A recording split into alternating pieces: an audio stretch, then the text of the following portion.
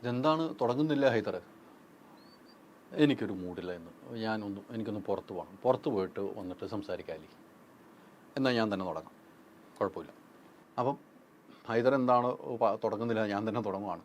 ഇന്നൊരു സിനിമ കണ്ടു കേട്ടോ, നമ്മുടെ മമ്മൂക്കാടെ ടെർബോ, ജോസേട്ടായിയുടെ ടെർബോ ഉണ്ട്. നമുക്കറിയാം അതിൻ്റെ സ്ക്രിപ്റ്റ് മിഥുൻ മാനുവലാണ്. മിഥുൻ മാനുവലിൻ്റെ സ്ക്രിപ്റ്റ്, അതോടൊപ്പം വൈശാഖിൻ്റെ സംവിധാനം. അതിലെടുത്തു പറയേണ്ട മ്യൂസിക്, എനിക്ക് ഭയങ്കരമായിട്ട് ഇഷ്ടപ്പെട്ട മ്യൂസിക് ഉണ്ട്.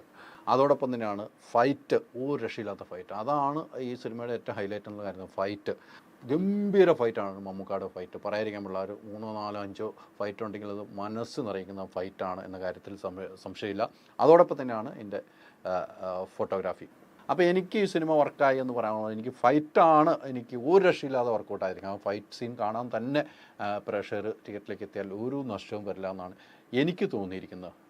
ഒരു മാറ്റമില്ല. അങ്ങനെയല്ല ഹൈദറിനും തോന്നിയത്. സിനിമ എനിക്കും വർക്കൗട്ടായിരുന്നേ, ഇല്ലയെന്ന് ഞാൻ പറയുന്നില്ല. സിനിമ എനിക്കും വർക്കായിട്ടുണ്ട്.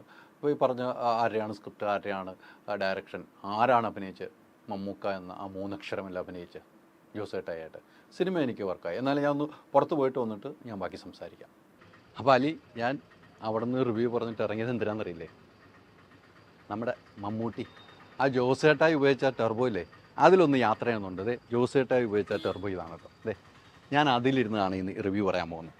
നമുക്ക് ഈ ടെർബോയാണ് അവിടെ ഹീറോ. ഇന്ന് മമ്മൂക്ക ഉപയോഗിച്ച, ജോസേട്ടായി ഉപയോഗിച്ച ടെർബോ ഇതാണ് ആ ടെർബോ. അപ്പോൾ ഈ ടെർബോയിൽ ഇരുന്ന് വേണം എനിക്ക് കുറേ കാര്യങ്ങൾ പറയാനുണ്ട്. അപ്പോൾ ഞാൻ ടെർബോയിലേക്ക് കയറി ഒന്ന് യാത്ര ചെയ്താലോ, എറണാകുളം ഒന്ന് ചുറ്റിയാലോ? ഹൈറേഞ്ചിൻ ചുറ്റിയ വണ്ടി ഞാൻ എറണാകുളത്ത് ചുറ്റിക്കാൻ പോവാം, ചുറ്റി നടക്കാൻ പോവാം. അപ്പോൾ നമ്മളൊന്ന് കയറാൻ പോവാം. എടാ, ഇതാണ് നമ്മുടെ ജോസേട്ടായി ഉപയോഗിച്ച ടെർബോ. അപ്പോൾ ഞാനങ്ങനെ എറണാകുളം ടൗണിലേക്ക് പോകാൻ പോവാണ് ഈ വണ്ടിയായിട്ട്. ഓക്കെ അല്ലേ? ഗിയറൊക്കെ മമ്മൂക്ക പിടിച്ച് ഗിയറിട്ട് കാണാമായിരുന്നു ഇതിനകത്ത്. അപ്പോൾ അങ്ങ് പോകാല്ലേ? എനിക്ക് സിനിമയെക്കുറിച്ച് കുറച്ച് പറയാനുള്ളൂ. സിനിമ കാണേണ്ട സിനിമയാണ് മക്കളെ. എന്താണെന്നറിയോ? 72-ാം വയസ്സിൽ 22-ാം വയസ്സിൻ്റെ ആർജവം കാണിച്ചു നോക്കുക മമ്മൂക്ക, ആ ജോസേട്ടായി. അപ്പം ശരി, പോളോ.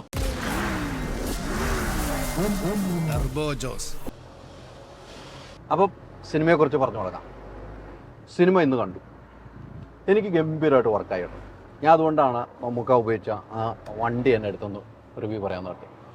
സിനിമ പക്ക ആക്ഷൻ, അടിയോടടി.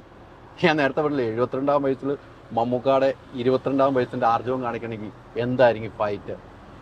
തുടക്കം മുതൽ ഞാൻ ഒന്ന് പറഞ്ഞു പോകും ചെറുതായിട്ട്. ഒരു അമ്മയും മോനുമായിട്ടുള്ള സ്നേഹബന്ധം അത് കൃത്യമായിട്ട് പറയുന്നുണ്ട്.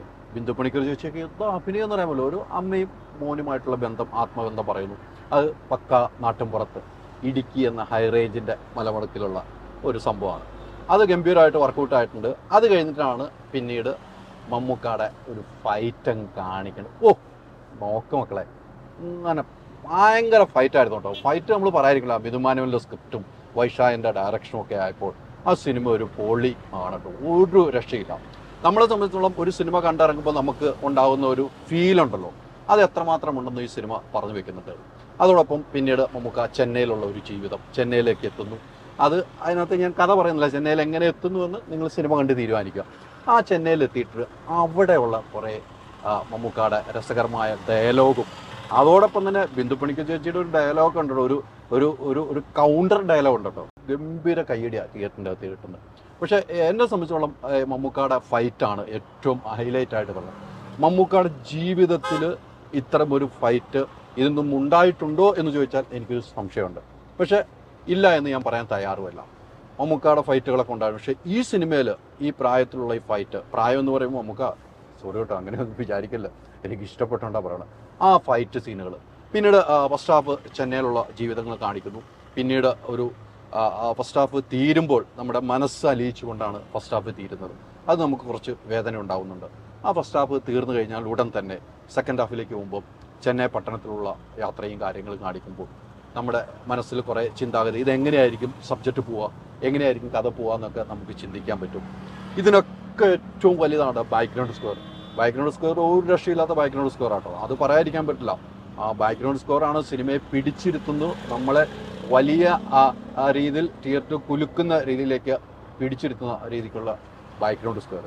പിന്നെ ഡയലോഗുകളൊക്കെ, ഈ ഡയലോഗുകളൊക്കെ നമുക്കറിയാലോ, നമ്മൾ പല സിനിമയും മമ്മൂക്ക കണ്ടിട്ട് ഇങ്ങനെ ഒരു നല്ലവനായ ഒരു മമ്മൂക്ക അല്ലെ, മമ്മൂട്ടിയുടെ പല കഥാപാത്രം കോട്ടയം കുഞ്ഞിച്ച് ഉൾപ്പെടെ നല്ലവനായ ഒരു കഥാപാത്രം ചെയ്ത മമ്മൂട്ടി ഈ സിനിമയിൽ അത്തരമൊരു നല്ലവനായ ഒരു കഥാപാത്രം. പിന്നെ എല്ലാം വന്നു ഫലിക്കുന്നതാണ്. നമുക്ക് ആ പത്രസമ്മേളനത്തിലൊക്കെ പറഞ്ഞൊരു കാര്യമുണ്ട്, എല്ലാം വന്നു ഫലിക്കുന്നതാണ്. എങ്ങനെ വന്നു ഫലിക്കുന്നതെന്ന് ഈ പറഞ്ഞതുപോലെ ആർക്കോ വേണ്ടിയാണ്, തനിക്ക് വേണ്ടിയല്ല ഒന്നും ചെയ്യുന്നതെന്ന് മമ്മൂക്ക പത്രസമ്മേളനത്തിൽ പറഞ്ഞു. അത് കൃത്യമാണ്. ആർക്കോ വേണ്ടി എല്ലാം ചെയ്തു കൂട്ടുന്ന മമ്മൂട്ടി എന്ന ഒരു മെഗാസ്റ്റാർ. ഒരൊറ്റ വാക്കുള്ള മമ്മൂട്ടി അല്ലാതെ വേറെ ആർക്കും ഇത് ചെയ്യാൻ കഴിയില്ല എന്ന പണി വെച്ചെടുക്കാൻ മമ്മൂക്ക നിങ്ങൾ ആ രീതിക്ക് നമുക്ക് ആക്ഷൻ സീനുകളെ കാണേണ്ടി വരും. പിന്നീട് അതിനകത്ത് ഞാൻ പറഞ്ഞ സിറ്റുവേഷൻ അനുസരിച്ചൊരു പാട്ടുണ്ട്. ആ പാട്ടും നമുക്ക് ഗംഭീര, ടൈറ്റിൽ സോങ്ങിൽ ഗംഭീരമായിട്ട്, ടൈറ്റിൽ തുടക്കത്തിൽ തന്നെ ചെന്നൈയാണ് കാണുന്നത്, തുടക്കത്തിൽ തമിഴ്നാട് കാണിക്കുന്നു, അവിടെ ഉണ്ടാകുന്ന ഒരു സംഭവം കാണിച്ചു. പിന്നീട് മമ്മൂക്ക അവിടെ ചെന്നൈയിലെത്തിക്കുമ്പോൾ അതുമായിട്ട് കണക്ട് ചെയ്താണ് സബ്ജക്റ്റ് പോകുന്നത് എന്ന കാര്യത്തിൽ സംശയമില്ല. അപ്പം ഈ പറഞ്ഞതുപോലെ ഓരോ തിയേറ്ററിൽ ആരവം, അത് ആക്ഷൻ സീൻ കാണുമ്പോൾ ഉള്ള ആ കയ്യടി ഉണ്ടല്ലോ, നമുക്ക് ആ ആക്ഷൻ സീൻ വരുമ്പോൾ ഉള്ള കയ്യടി ഗംഭീര കയ്യടിയായിട്ട് തന്നെ നമുക്ക് കാണും. ആ ആവേശമാണ്. ഫാൻസുകാർക്ക് ഒരു രക്ഷയില്ല കേട്ടോ. ഈ ഫാമിലിക്ക് ഇഷ്ടപ്പെടും. എന്തുകൊണ്ടാണ്? ഒരമ്മയും മോനുമായിട്ടുള്ള ബന്ധം കാണിക്കുന്നു. അത് തുടക്കത്തിൽ ജോണി ആൻ്റണി പറയുന്ന ഒരു ഡയലോഗുണ്ട്, ടർബോ ജോസ് ഇടുന്ന റെഡ് അലർട്ടാന്ന് പറയുന്നുണ്ട്. അത് കൃത്യമാണ്. ഇന്ന് റെഡ് അലർട്ട് പ്രഖ്യാപിച്ചേക്കുക പല ജില്ലയിലും. പക്ഷെ അതൊന്നും വകവയ്ക്കാതെയാണ് ആളുകൾ തിയേറ്ററിലേക്ക് വന്നുകൊണ്ടിരിക്കുന്നത്. കാരണം എന്താണെന്നോ, ഈ സിനിമ കാണണമെന്നുള്ള ആഗ്രഹം എത്ര നാളായി ഈ സിനിമയ്ക്ക് വേണ്ടി വെയിറ്റ് ചെയ്ത ഫലം കണ്ടിട്ടുണ്ടെന്ന കാര്യത്തിൽ സംശയമില്ല. എന്തായാലും മമ്മൂട്ടിയെ സംബന്ധിച്ചിടത്തോളം സിനിമയുടെ കഥയ്ക്കപ്പുറം, കഥയല്ല, മമ്മൂട്ടി എന്താണെന്ന് കാണണമെങ്കിൽ, മമ്മൂട്ടിയുടെ ആർജവം എന്താണെന്ന് കാണണമെങ്കിൽ ഈ സിനിമ തന്നെ പോയി കാണണം. ടെർബോ കണ്ടാലേ പറ്റുള്ളൂ. അപ്പം ഇതാണ് മമ്മൂട്ടി ഓടിച്ച ടെർബോയിലിരുന്നുകൊണ്ട് ഞാനിങ്ങനെ യാത്ര ഉണ്ട്. മമ്മൂക്കായാണ് ഈ വണ്ടി ഇങ്ങനെ ഓടിച്ച് അവിടെ. പിന്നെ ഈ ക്ലൈമാക്സിന് മുമ്പ് ഒരു വണ്ടി ചേസ് ഉണ്ട് കേട്ടോ. അയ്യോ, ഒരു 10-15 മിനിറ്റ് ഒരു ചേസിങ് ഉണ്ട്. ഓ, അത് ആർക്ക് ചെയ്യാൻ പറ്റും? നമ്മൾ ഇംഗ്ലീഷ് സിനിമയിലൊക്കെ കണ്ടിട്ടുണ്ടാവും ഇങ്ങനത്തെ ചേസിങ്. പക്ഷെ അത് മമ്മൂട്ടി എന്ന ഒരു വ്യക്തി ആ ചേസിങ് കാണിച്ചു വെച്ചിരിക്കുന്നത് ഗംഭീരമായിട്ട് ചേസ് ചെയ്യും. അത് നമുക്ക് ആവേശം തരുന്നു എന്ന കാര്യത്തിൽ യാതൊരു സംശയമില്ല. ഇങ്ങനെയൊക്കെയാണ് ഈ സിനിമയെക്കുറിച്ച് നമ്മൾ പറഞ്ഞു വെക്കുകയാണെങ്കിൽ, നമ്മൾ ഒരു കാര്യങ്ങളും സിനിമയ്ക്കുള്ളിൽ ഏതാണ് സംഭവിച്ചതെന്ന് നമ്മൾ പറയുന്നില്ല. കാരണം സിനിമ കാണാത്തവർ തിയേറ്ററിൽ പോയി കണ്ടാലുള്ളൂ ആ സിനിമയെക്കുറിച്ച് നിങ്ങൾക്ക് വിലയിരുത്താൻ പറ്റുള്ളൂ. അതുകൊണ്ട് തന്നെയാണ് ഞാൻ അങ്ങനെ പറഞ്ഞിരിക്കുന്നത്. മമ്മൂക്ക മുണ്ടൊക്കെ ഉടുത്തിയുള്ള ഒരു വരവൊക്കെ ഉണ്ട്. ആ മുണ്ടാണ് മമ്മൂട്ടി ഫുൾ ടൈം മുണ്ടുടുത്തിയാണ്, വേറെ ഒരു വേഷവുമില്ല. ആ ഒരു വേഷത്തിൽ തന്നെയാണ് ഞാനിപ്പം ഈ മുണ്ടൊക്കെ ഉടുത്തി വന്നിരിക്കുന്നത്. എന്നുവെച്ചാൽ ഒരു ഹൈ റേഞ്ചുകാരനായ ഒരു പാവം ഒരു ജോസാണ്, ടെർബോ ജോസാണ്. എല്ലാവരും ഇഷ്ടമുള്ളവർ ജോസ് ചേട്ടായി എന്ന് വിളിക്കും. അത് കൃത്യമായിട്ട് മമ്മൂക്ക അതിനകത്തൊരു കഥാപാത്രം പറയുന്നുണ്ട്, ഇഷ്ടമുണ്ടെങ്കിൽ ജോസ് ചേട്ടായി എന്ന് വിളിച്ചോളാൻ. അപ്പം അവിടെ ഒരു കൗണ്ടറും വരുന്നത് അതൊക്കെ തിയേറ്ററിൽ പോയി സിനിമ കണ്ടാലും മനസ്സിലാവുള്ളൂ. അങ്ങനെ കുറേ കൗണ്ടറുകളും രസകരമായ ഡയലോഗ് മുഹൂർത്തങ്ങളും ബിന്ദു പണിക്കർ ചേച്ചിയുടെ ഡയലോഗുകളും ഇതെല്ലാം തിയേറ്ററിൽ കൈയടിക്കുന്നുണ്ട്, ചിരി പടർത്തുന്നുണ്ട്. അതിനപ്പുറത്തേക്ക് ഞാൻ പറഞ്ഞതുപോലെ ആ 72-ാം വയസ്സിലെ 22 വയസ്സുകാരൻ്റെ ആ ചുറുചുറുപ്പുള്ള ആക്ഷൻ കാണാൻ പ്രേക്ഷകർ തിയേറ്ററിലേക്ക് എത്തിക്കഴിഞ്ഞാൽ നിങ്ങൾക്ക് മമ്മൂക്കായെ കൊണ്ട് ഒരു നിരാശയാകില്ല എന്ന കാര്യത്തിൽ യാതൊരു സംശയമില്ല.